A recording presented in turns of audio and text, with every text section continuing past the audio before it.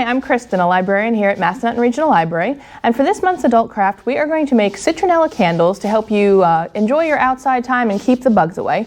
So in your kit you're going to have a 1 pound block of wax, you're going to have 1 ounce of citronella oil, ½ ounce of sweet orange oil, you're going to have 2 wicks, and then you're also going to have these little, they're called candle dots, to help hold the wicks into the bottom of your container. Now at home you're going to need something to put your candles in. I'm recommending a tin can or a glass jar, something that's heat resistant, that the wax is not going to destroy. You're also going to need a double boiler to melt your wax in. It might help to have something like a pencil to hold the wick straight while the wax is drying, and then also just a pair of scissors to trim the wax. So with that, let's go ahead and get started making our candles.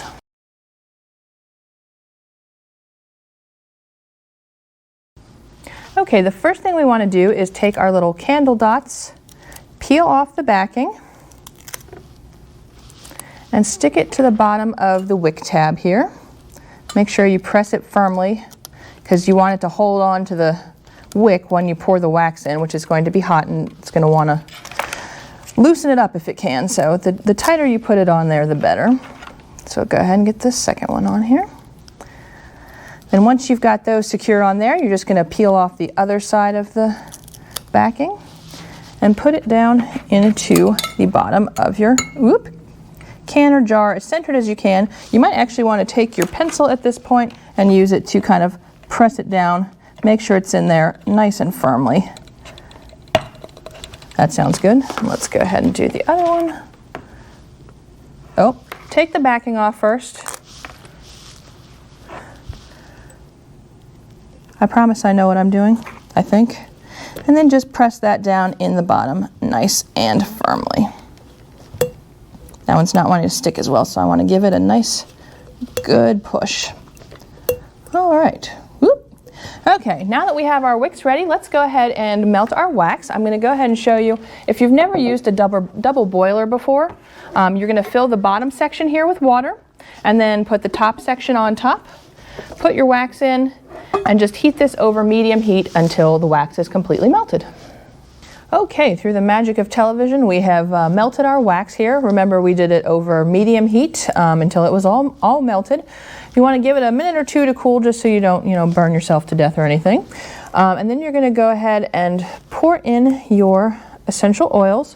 Remember, we have ½ ounce of sweet orange and 1 ounce of citronella per pound of wax. So everything is already pre-measured for you there. And then I just have a giant popsicle stick thing that I'm going to use to stir everything together. Ooh, that smells nice. Make sure it's just well integrated there. Smells good. Okay. And then we are going to very carefully, try not to burn yourself, try not to make too big of a mess. Just pour about half your wax into each container.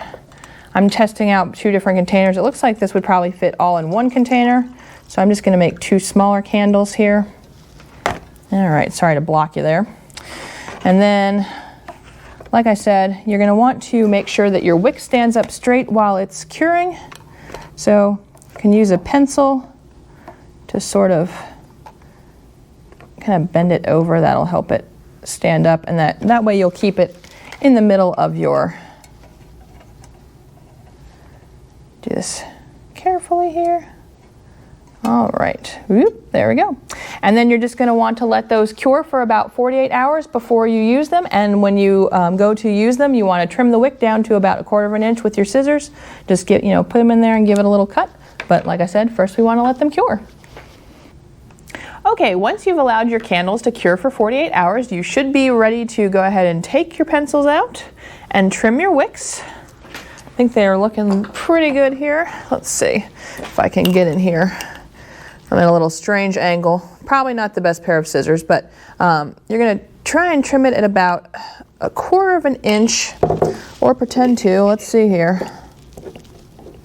Do I complain about these scissors not being sharp every single time I do this? All right, I'm at a weird angle on this one, so we're going to skip this one for now, and I'm going to go ahead and do this one. There we go. So this is what should happen. Let me try this one more time for you here.